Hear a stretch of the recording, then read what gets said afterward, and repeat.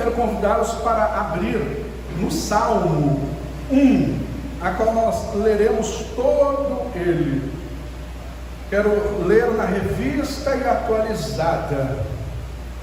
E recomendo vocês, né? À medida da condição, ou sei lá, aplicativos que aí é gratuito, baixem essa Bíblia, revista e atualizada.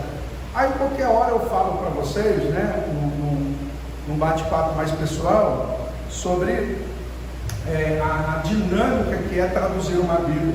A gente chama isso de filosofia da tradução. Aí vocês vão entender o quanto é importante. Não que revista corrigida não seja, e outras como a NVI não sejam fidedignas na sua tradução, mas a revista atualizada, ela é muito importante, né? Vamos lá, todos encontraram o Salmo de número 1, primeiro Salmo da Bíblia.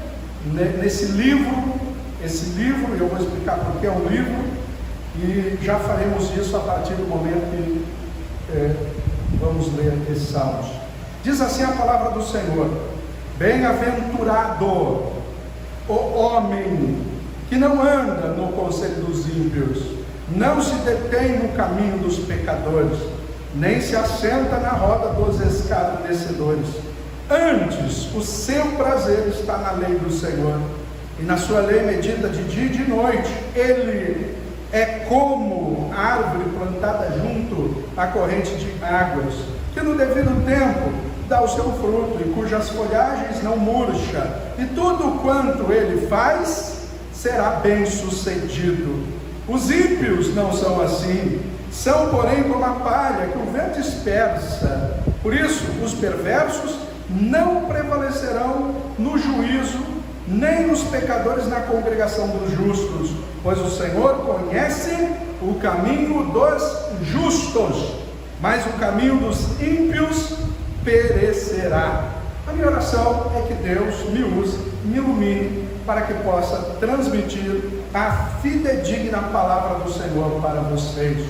Algumas ênfases foram dadas na minha leitura, eu acredito que vocês perceberam, mas deixa eu citar na introdução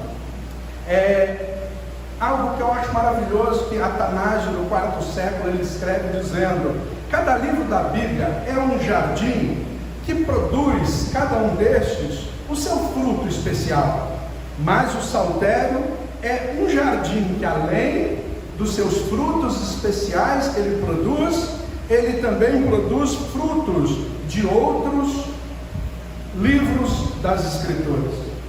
É um amaranhado de informações que estes homens, inspirados por Deus, usam da literatura evangélica, da literatura judaica, para reproduzir em forma poética o que aqui nós observamos.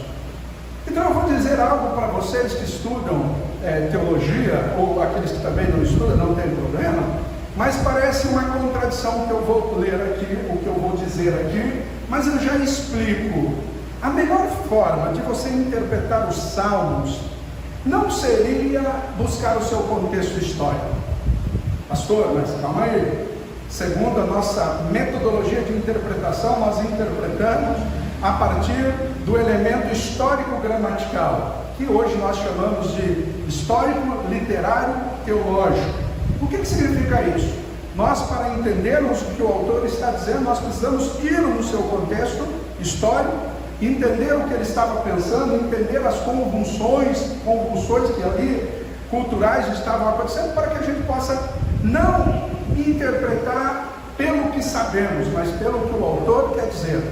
Mas os salmos, ele também são profecias, mas pelo elemento poético. Tanto é que ele não faz questão de dizer quem falou, qual é o contexto do que se fala, diferente dos profetas, que por meio de prosas e narrativas, eles trazem a mensagem do Senhor.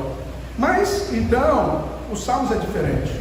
Devemos interpretar os salmos no conjunto literário que ele se apresenta. Então, de alguma forma, é histórico-gramatical. Mas eu vou explicar que os salmos, e eu preciso fazer essa introdução para nós adentrarmos no Salmo de número 1.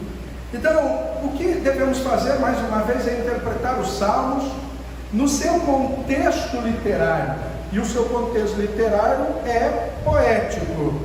Precisamos, então, olhar para os Salmos não como um conjunto também de poesias aleatórias, que nós aleatoriamente lemos para confortar o nosso coração. Aqui está dizendo: bem-aventurado o homem que não se detém no caminho dos pecadores. Ele obviamente está falando para um destinatário, e o destinatário é quem abrir e ler. Mas nós vamos entender que a Bíblia, como aquele livro escrito por Agostinho, Confissões, não igual, mas Confissões é uma teologia diferente da que se faz hoje. É uma teologia na segunda pessoa. Ele não está preocupado com a audiência, ele está falando com Deus diretamente. Ele não está colocando você como a segunda pessoa da teologia dele e trazendo Deus para a terceira pessoa. Ele está tratando direto com Deus: Senhor, meu Deus, e convidando de uma forma indireta as pessoas que vão ouvir, mas esses que vão ouvir vai participar, mas não num relacionamento direto que Agostinho está tendo. E aqui os Salmos está nos convidando de uma forma indireta a olhar o relacionamento com, obviamente, Cristo, obviamente com Deus. Então nós devemos interpretar ele nesse conjunto literário. Precisamos olhar para os Salmos não como um conjunto então de poesias, como eu disse, aleatórias, mas sim como um conjunto organizado. Aqui o autor inspirado, ele fez blocos de organização conforme o propósito que ele tinha. Por isso que eu disse que é o livro dos Salmos. Quando nós falamos epístola, e a gente geralmente não gosta de falar carta, porque epístola é algo muito mais profundo que propriamente uma carta direcionada. Mas quando a gente olha esse gênero literário, nós vemos qual é a intenção do autor em escrever para pessoas. Quando nós olhamos, por exemplo, para o gênero literário de lei, que está lá nos primeiros 5 livros da Bíblia, nós vemos um agrupamento intencional do autor. E quando nós vemos do Salmo 1 ao Salmo 150, embora diversos autores, e a maioria, Davi, aproximadamente 71 salmos, ele escreve, mas o autor inspirado que organizou esses livros, nesses blocos que eu vou dizer, tem uma intenção linear, uma intenção progressiva, e ele assim o fez, de forma que Deus inspirou a fazer.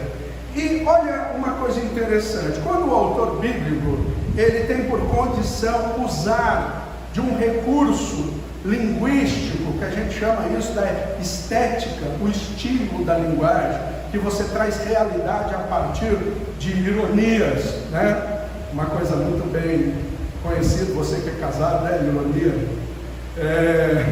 sempre eu brincando, né? Mas também, por exemplo, recursos como hipérboles, exageros, metáforas, metonímias. Então esses são os recursos que até mesmo a gente aprende no português. Mas quando então o salmista utilizar uma figura de linguagem, o autor, veja, está basicamente abrindo mão do sentido literário, do sentido literal da palavra. Aquela palavra não vai ter aquela intenção que geralmente, quando interpretamos literalmente, está tendo. Mas ele está buscando usar o sentido figurado para trazer algo muito interessante. As escrituras, ela não tem por objetivo influenciar o seu coração direto. Por isso que a poesia, ela tem o seu recurso, de forma que ele vai trabalhar a sua razão.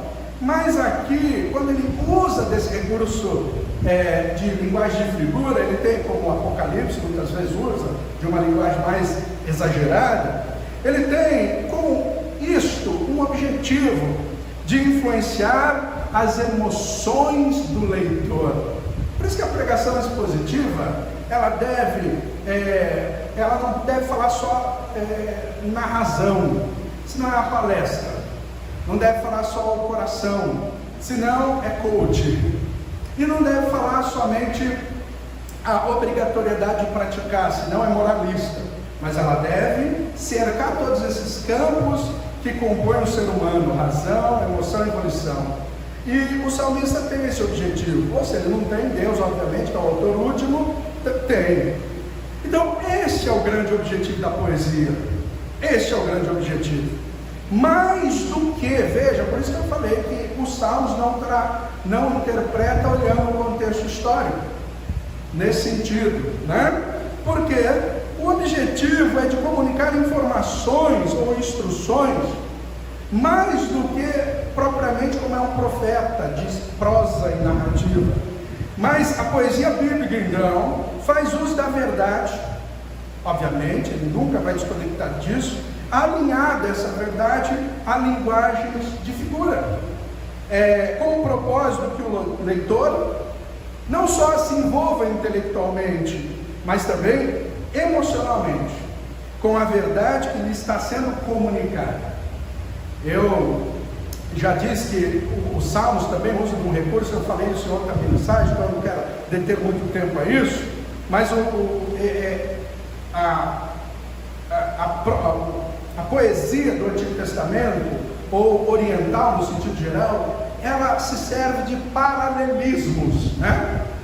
Vou dar um exemplo para você, do Salmo 139, ó Senhor, Tu me sondas e me conheces. Sondar e conhecer é a mesma coisa. Então aqui é um paralelismo sinonímico, ele apresenta numa frase e coloca um sinônimo para dar ênfase numa frase. Tem também um paralelismo antitético, paralelismo sintético, ou paralelismos de degraus, uma série deles.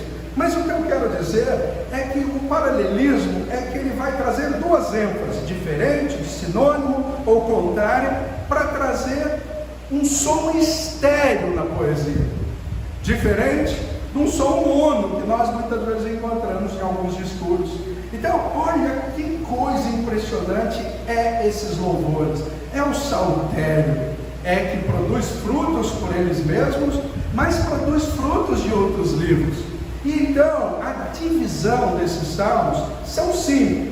Alguns dizem que essas 5 divisões é para pegar lá a lei, Gênesis, Êxodo, Levítico, Números e Deuteronômio. Não sei, mas com segurança eu posso dizer que realmente essas divisões encontram, porque a gente vê desconexão entre essas divisões. E o livro 1, ele vai do capítulo 1, ou do número 1 ao número 41. Essa é a primeira divisão.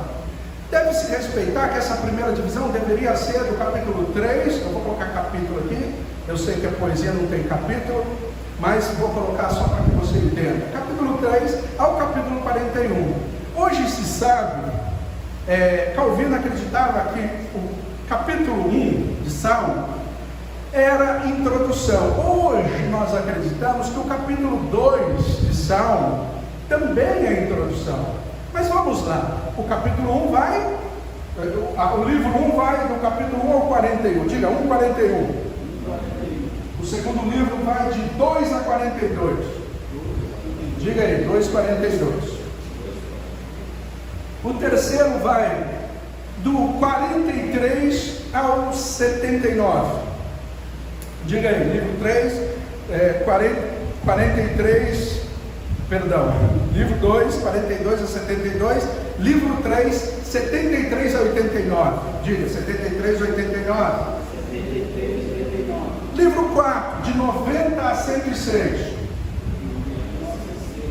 agora o livro 5, 107 ao 150, mas veja que tem que colocar uma conclusão do autor, então a gente pode dizer que vai do livro 107 ao livro 145, porque do 146 a 150 são salmos que começam com aleluia e termina com aleluia. Então é uma conclusão de adoração do que ele fez na introdução, apresentou o desenvolvimento e conclui dessa forma. Por isso que ele organizou isso aqui. Então, 149 conclui o que o Salmo 2 estava dizendo. O salmo mais utilizado pelos apóstolos, mais utilizado pelo Novo Testamento, é o Salmo 2. E o livro mais usado no Novo Testamento, o certo seria a lei. Mas o livro mais usado no Novo Testamento são os Salmos. Então, esses livros e essa divisão que eu apresentei, elas têm um propósito. E olha que coisa interessante dentro dessas divisões do livro 1 ao livro 5. O livro 1 tem por objetivo falar do reino de Davi. O livro 2 tem por objetivo falar da transição do rei Davi para o reino de Salomão. O livro 3 tem por objetivo falar da queda de Jerusalém, com esses capítulos. O livro 4 tem como objetivo falar do exílio. Tanto que o livro 4, que vai do Salmo 90 ao Salmo 106, não fala mais de rei, não fala mais de Jerusalém, fala de Jerusalém, mas lamentando, porque se entende que Jerusalém não existe se não tiver rei. Por isso que hoje é reconhecido pela ONU, Israel, e a sua capital não é Jerusalém, embora os judeus declaram que seja, mas é Tel Aviv. Porque se não tiver rei, não faz sentido ter Jerusalém. E então o foco 4, como eu estava dizendo, é o exílio, e o foco 5 é o retorno do exílio. Olha essa construção. Pois bem, dito isto, e foi importante eu dizer, para que você entenda qual é a profundidade do Salmo 1, e eu vou precisar do Salmo 2 para interpretar o próprio contexto aqui.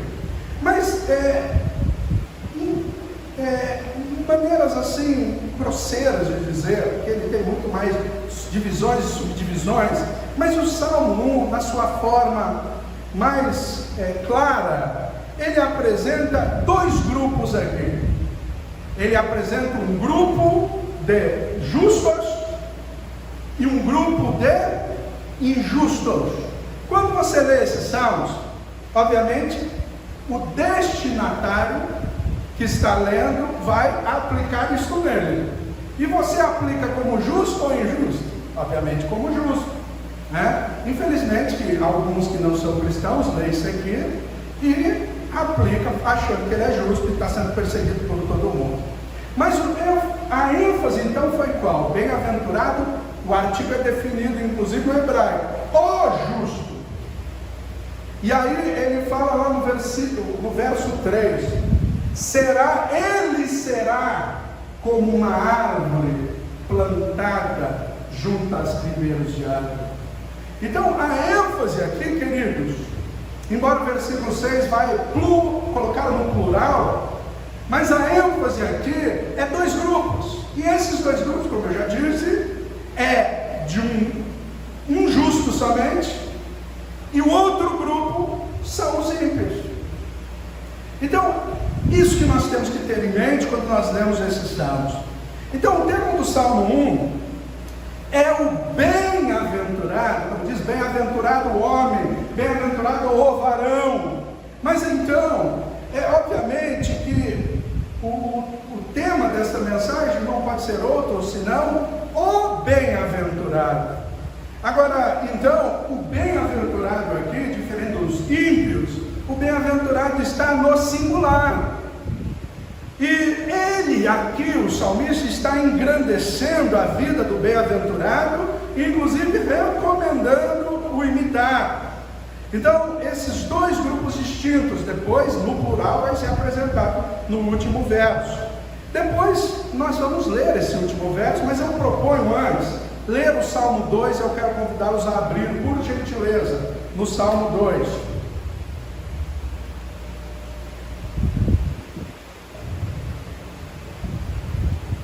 Esse é o Salmos mais messiânico da Bíblia. E o que significa Messias? Para você, que a palavra Messias do hebraico significa ungido. E a palavra Cristo do grego significa ungido. Então, Jesus Cristo é ungido de Deus. Jesus Cristo é o Messias de Deus. Jesus é o Cristo de Deus. Então vamos lá. Por que se enfurece, verso 1? Se enfurece as nações e os povos imaginam coisas vãs. Os reis da terra se levantam e as autoridades conspiram contra o Senhor e contra o seu ungido. O seu Messias é apresentado dizendo: vamos romper os seus laços, sacudir de nós as suas algemas. Aquele que habita nos céus dá risada, o Senhor zomba deles. Na sua ira, a seu tempo lhe falará, no seu furor, e deixará apavorados, dizendo: eu constituí o meu rei sobre o meu santo monte. O rei diz: proclamarei o decreto do Senhor. Ele me diz: você é meu filho, e hoje te gerei.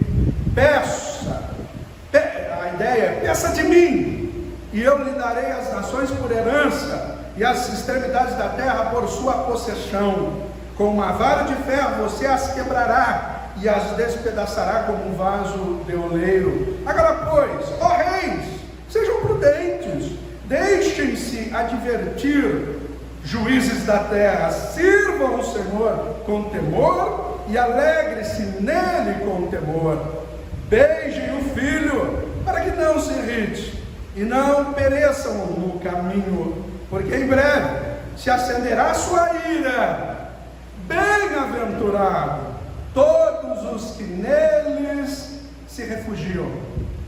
Uma versão muito interessante é: bem-aventurados todos que se refugiam no bem-aventurado. Pois bem, do verso 1 a 3, está dizendo a rebeldia dos povos contra o Senhor e o seu Messias ungido. Enquanto o Salmo 1 diz: bem-aventurado é o homem que medita na lei do Senhor. Aqui está dizendo, enquanto então o bem-aventurado medita na lei do Senhor, o Salmo 2 aqui diz que os ímpios meditam em seu próprio pensamento. E olha, imaginam, quando o verso 1, leia comigo no capítulo 2. Porque se enfurece as nações e os povos imaginam coisas vãs. A palavra imaginar aqui é a mesma palavra para meditar, que tem sentido de ruminar, né? Como é aquele animal, os bovinos geralmente, que come o alimento, entra no estômago, volta de novo, e assim ele faz isso, não sei quantas etapas, mas o fato que faz, isso é ruminar, meditar. E aqui no versículo 2, enquanto o ungido medita na lei do Senhor, aqui está dizendo que estes que se levantam contra o Senhor, eles meditam nos seus próprios pensamentos, que são coisas vãs. Por isso que a filodoxia deve ser abolida da igreja. O que é filodoxia? Filos, amor; doxia, opinião. Amor à opinião. Tem gente que tem amor à opinião, tem gente que prega a opinião dele, tem gente que fala que as coisas é pecado a partir da opinião que ele tem sobre algo. A igreja não é estabelecida sobre a sua opinião, sobre a opinião do pastor. Se o pastor gosta de esporte radical, ele põe alguma coisa para radicalizar o púlpito. Se ele gosta de jiu-jitsu, ele prega com a faixa, né? Não tem nada a ver essas coisas. Não tem nada a ver, se não for a Bíblia já. E aqui está dizendo que esses ímpios meditam coisas vãs, porque eles ruminam eles mesmos. E ruminar você mesmo está nisso. Então, veja que eles se rebelam, segundo o verso 2, porque a rebeldia deles é derivada da sua fonte de meditação. Quando você é filodoxo, quando você ama a sua opinião em detrimento das demais, e você tem que ver que aquilo não é um fator objetivo, é só a sua opinião. Deus me deu uma revelação que as irmãs têm que usar tal roupa. Lógico que todos têm que ter pudor na igreja, mas aí eu vou estabelecer doutrina a partir disso. Cortar o cabelo assim, não ter barba ou bigode só. Quer dizer, quando nós meditamos nos nossos pensamentos, nós vamos nos rebelar contra o Senhor. Isso é um fato, isso é depravação total. Se nós não entendermos isso, não vamos entender Evangelho, boa nova a partir de uma péssima notícia. Essa péssima notícia é que somos depravados na nossa interesse. Depravado, pelo amor de Deus, é o contexto de estar totalmente corrompido em qualquer segmento da vida. E então, por isso os príncipes conspiram contra o ungido, porque eles pensam filodoxamente, eles pensam a partir deles mesmos, e são coisas vãs. Então por isso eles conspiram contra o ungido. Então no versículo 6, Deus coloca o ungido como o rei deles, como o rei de todos. Veja o versículo 6: eu constituí o meu rei sobre o meu santo monte. Veja que esse bem-aventurado do Salmo 1 tem um sucesso, e o interessante é que ele não se assenta na roda dos escarnecedores, mas se assenta sobre o monte Sião. Ele não se assenta, não se detém, porque ele está empossado como ungido no monte Sião.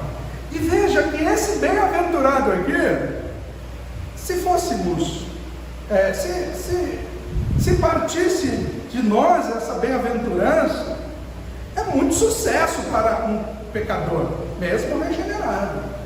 Então esse bem-aventurado tem um sucesso apresentado, que Josué teria esse sucesso se meditasse na lei do Senhor. Se você rapidamente, através do aplicativo, conseguir abrir Josué, que eu quero ler rápido, capítulo 1, versículos 7 e 9, diz assim: então somente seja forte, muito corajoso, para que você tenha o cuidado de fazer segundo toda a lei que o meu servo Moisés lhe ordenou. Não se desvie dela, nem para a direita, nem para a esquerda, nem para que seja bem sucedido por onde quer que você andar. Não cesse de falar desse livro da lei, pelo contrário, medite nele de dia e de noite, para que você tenha o cuidado de fazer segundo tudo que nele está escrito. Então você prosperará. Não é assim que diz o salmista?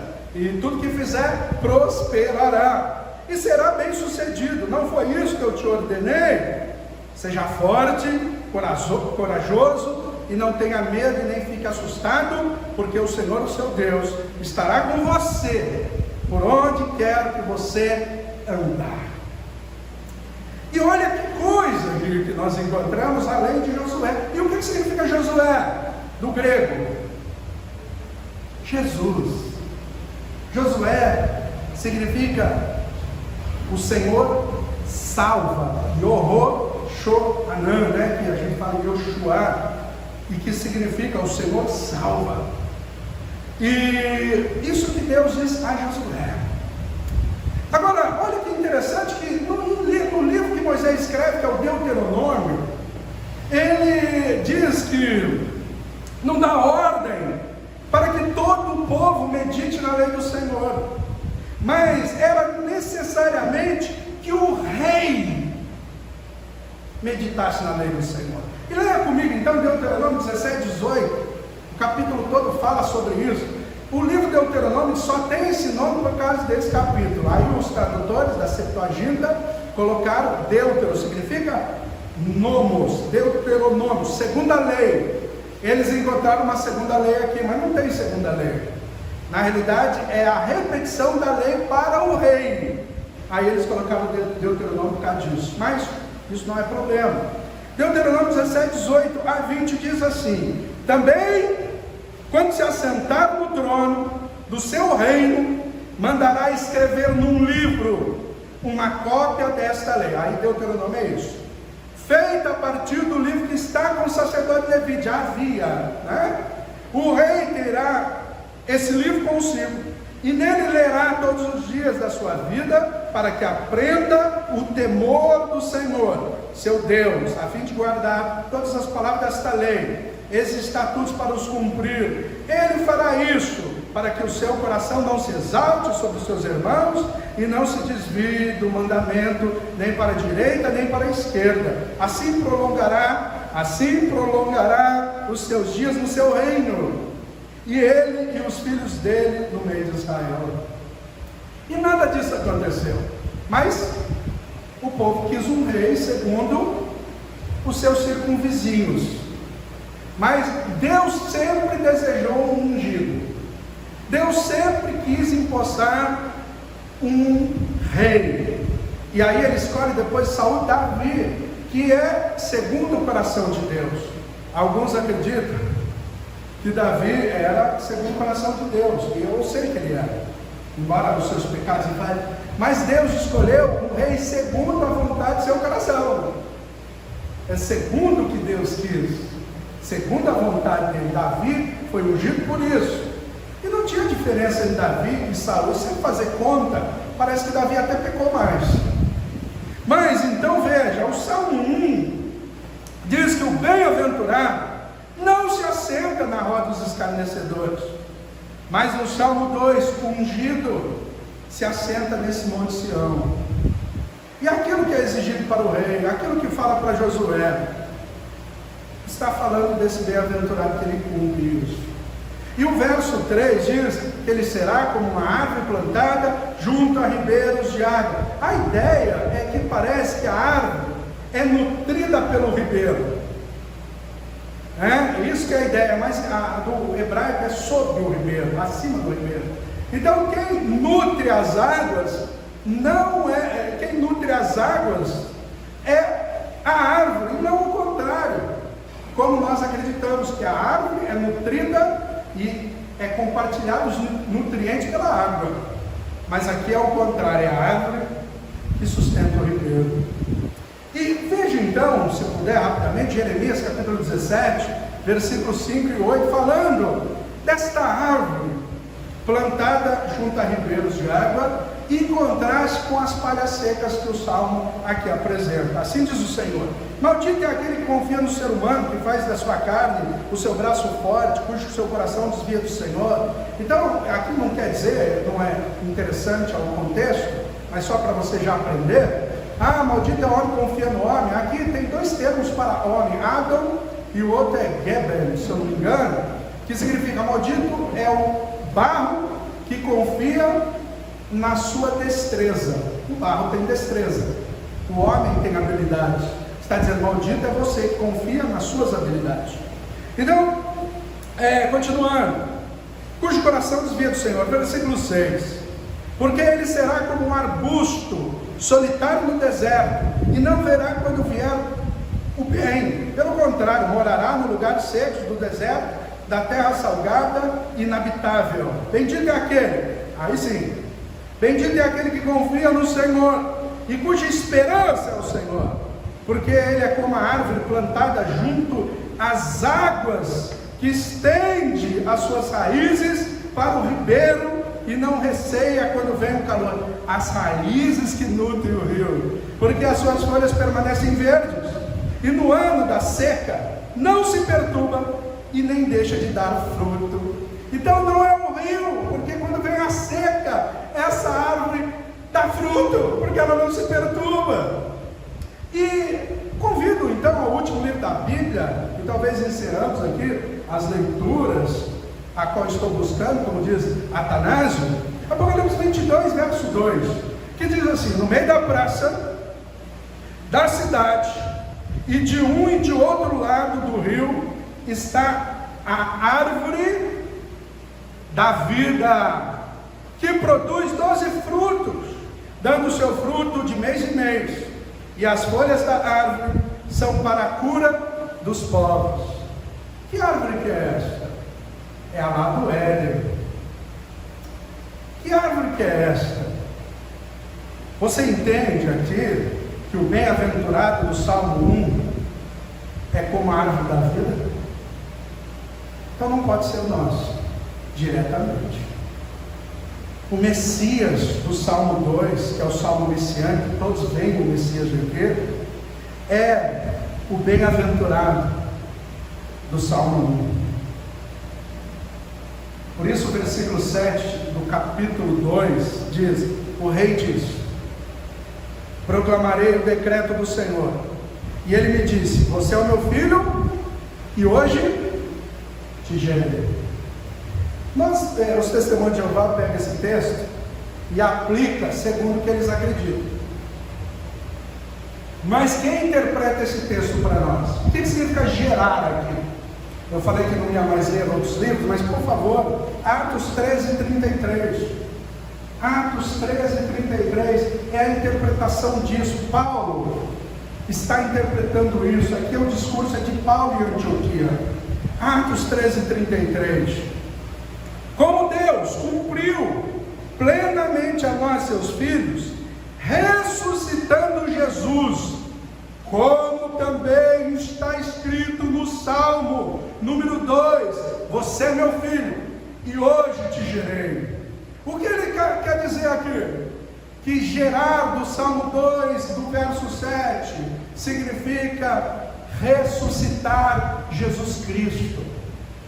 Então o Salmo de número 2, quando diz gerar, está dizendo de ressuscitar. Então Paulo interpreta assim, porque a partir de gerar Jesus dentre os mortos, ele gerou com a regeneração novos povos. Louvado seja o Senhor. Então veja que gerar aqui para nós é o início. Os testemunhos de Jeová falam que gerar é que Jesus é menor que Deus, porque ele foi criado, ele foi gerado em um determinado tempo. Lógico que não, ele é eterno, ele é co-eterno com Deus. Mas então subentende que os salmos, gerar é o início, mas se ressuscitar é a interpretação de gerar, os salmos não está dizendo o início. O salmo sim está dizendo o fim de todas as coisas. E por isso o versículo 2 diz: pede a mim e dar-te-ei as nações, os gentios por herança. Satanás entendeu isso. Satanás, na terceira tentação, ele diz: se prostrando, me adorares, te darei os reinos por herança, porque a minha é dada, e eu dou quem quer. Mas aqui está dizendo: pede-me. Deus está dizendo: pede-me. Jesus estava olhando e dizendo: eu não vou pedir de uma criatura o reino, eu vou pedir do meu Pai, que tem todo o direito. Então ele no deserto era o bem-aventurado. Ele é o bem-aventurado que não seguiu o conselho de Satanás.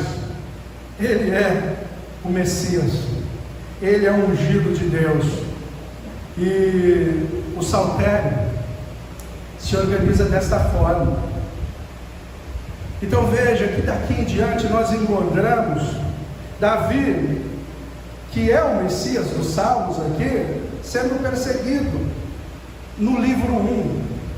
E no livro 1, ele, nos inícios dos Salmos, ele é demonstrado claramente a perseguição que Absalão impõe sobre Davi. Então, o ungido de Deus é perseguido no primeiro livro. E depois a transição na expectativa de Salomão é praticamente o segundo livro, como eu disse. O terceiro livro em diante é a queda, é o exílio. Eles vão para Babilônia e só lamentam. Mas então, a partir do quarto livro, é apresentado a queda completa, do Salmo de número 90 ao Salmo 106. E por isso que agora o rei é deposto. E por isso que não existe mais Jerusalém, porque não existe mais rei. Mas então, em diante, o quinto livro, e principalmente no Salmo 6, do quarto livro, é recapitulado os pecados de Israel, e por isso eles são levados ao exílio. Leia esse livro para você ver. E então depois, a partir do Salmo 7, que é o quinto livro, mostra os povos reunidos agora, pós-exílio, e todas as nações, daí por diante, louvando ao Senhor. Por isso que a conclusão é só louvor, aleluia no começo e aleluia no final. E a palavra aleluia, né, significa louvor a Deus, glória a Deus. E por quê? A partir do Salmo 110 diz: e disse o meu Senhor ao meu Senhor: assenta-te à minha direita, até que eu coloque todos os inimigos por escabelos dos vossos pés. E diz mais, que ele é o sacerdote segundo a ordem de Melquisedeque. O Rei está entronizado. Ele ressuscitou. Ele subiu aos céus. Está à direita de Deus Pai Todo-Poderoso. Por isso que o salmista, no Salmo 145, apresenta um novo cântico na boca do próprio Rei. E o Salmo 144 apresenta um novo cântico na boca dos bem-aventurados. E esses bem-aventurados são vocês que confiam no bem-aventurado Jesus Cristo. Todos os salmos são messiânicos. Viram? A profecia em forma de poesia para esquentar o seu coração nesta manhã e para dizer o quanto Jesus é poderoso. A consequência então do bem-aventurado é o versículo 6, então, verso 6. Quem pode ler o capítulo 1, o Salmo 1, o verso 6? Vamos ler juntos, né? Vamos ler juntos? Vamos lá? Pois o Senhor conhece o caminho dos, aí o plural, justos, mas o caminho do ímpio perecerá. Agora você precisa conectar, porque o Senhor conhece seus caminhos, do justo, parece ser justo independente, né? Aí o versículo 12 do Salmo 2 diz o quê? Beije o filho, para que não se irrite, e não pereça o caminho, porque em breve se acenderá sua ira. Bem-aventurados, bem-aventurados é a ideia aqui do caminho dos justos. Então, bem-aventurados todos o que nele se refugiam. Bem-aventurado é aqueles que confiam no bem-aventurado.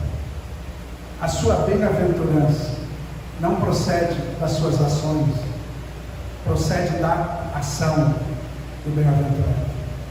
Por isso que o Sermão do Monte é um sermão de inserção. Quando Jesus sobe no monte, ele substitui Moisés. E Moisés recebe a lei. E agora Jesus está dizendo aqui que esses homens cumprem a lei. Cumprem a lei. Então vamos ler as bem-aventuranças para concluir essa mensagem. Bem-aventuranças está em Mateus 5. Olha a série delas aqui. Então o versículo 1 de Mateus 5 diz: vendo Jesus as multidões, subiu ao monte. Essas multidões representam os salvos, como se assentasse, aproximando-se os seus discípulos, e ele passou a ensiná-los discípulos. Aproximou os seus discípulos, é aqueles que aplicam a disciplina, é aqueles que cumprem a doutrina pelo bem-aventurado. E ele começou a dizer, no versículo 3: bem-aventurados é os humildes de espíritos, e não porque eles se fizeram humildes de espíritos, mas porque o bem-aventurado fez isso. Porque deles então é o reino dos céus. Versículo 4: bem-aventurados os que choram. Então o mundo chora por chorar, nós choramos porque o bem-aventurado vai nos consolar. Versículo 5: bem-aventurados os mansos, porque herdarão a terra. Bem-aventurados que têm fome e sede de justiça, porque o justo juiz vai nos fartar. Então os adjetivos e os predicados não são um fim em si mesmo, mas são um efeito do bem-aventurado. Versículo 7: bem-aventurados são os misericordiosos, porque o Senhor foi misericordioso com eles, por isso que agora eles são misericordiosos. Versículo 8: bem-aventurados são os limpos de coração, porque verão a Deus, e eles só são limpos porque o bem-aventurado os purificou. Bem-aventurado, versículo 9, os pacificadores, porque serão chamados filhos de Deus. Então não é porque você vai declarar paz, vai ser paz e amor que você é filho de Deus. Mas lembra que diz Romanos 8, 29, aquele que antes escolheu, o predestinou para sermos a imagem do seu Filho, a qual é o primogênito dentre muitos irmãos. Nós somos filhos, porque o unigênito, que é o único filho, desceu, e agora ele subiu como o primeiro de vários. Versículo 10: bem-aventurados os perseguidos por causa da justiça. Então, bem-aventurado é você que é perseguido por causa de Cristo, porque deles é o reino dos céus. Deus está dizendo, João 16:33, no mundo tereis aflição, mas tem bom ânimo, eu venci o mundo. A perseguição não é um fim, a perseguição é um meio, o fim é outro, é o reino dos céus. Então o versículo 11 diz assim: bem-aventurados sois quando, por minha causa, vos o injuriarem, e vos perseguirem, e mentindo disserem todo mal contra vós. Regozijados, exultai, porque grande é o vosso galardão nos céus, pois assim perseguiram os profetas que viveram antes de vós. Eu quero chamar o louvor para cá.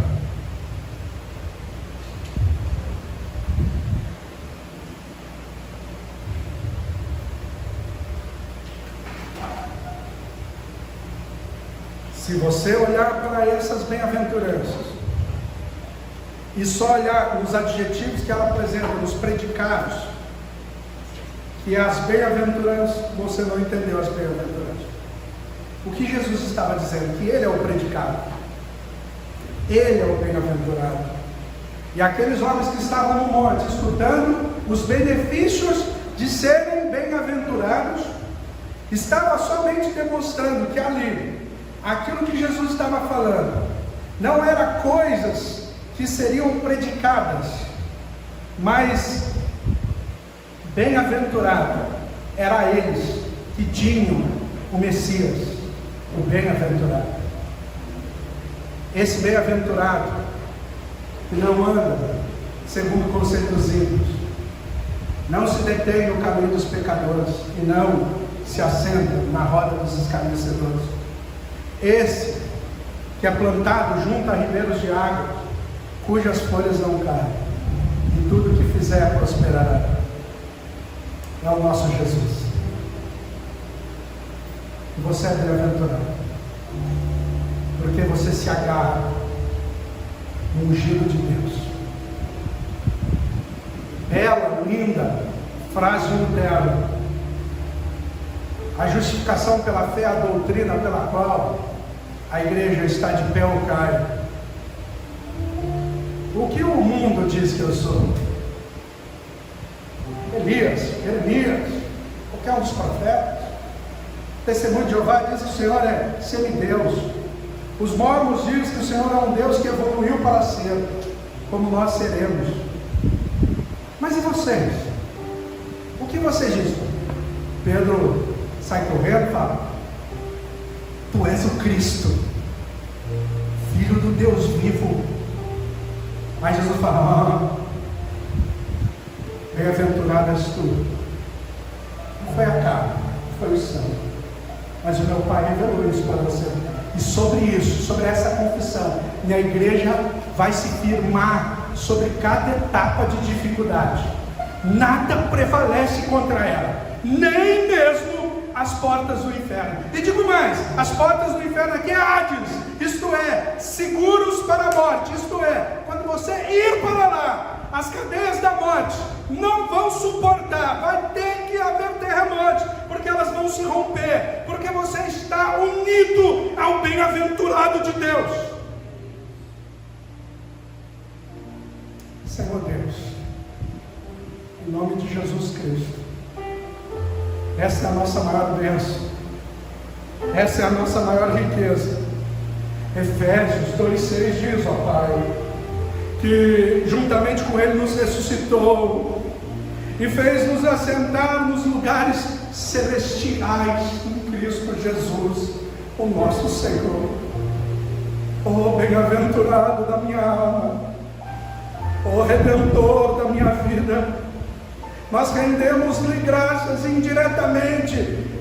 Vem bálsamo desses salmos lavando a nossa alma. Te adoramos, Jesus. Bendizemos a Ti, Jesus. Amém. Amém.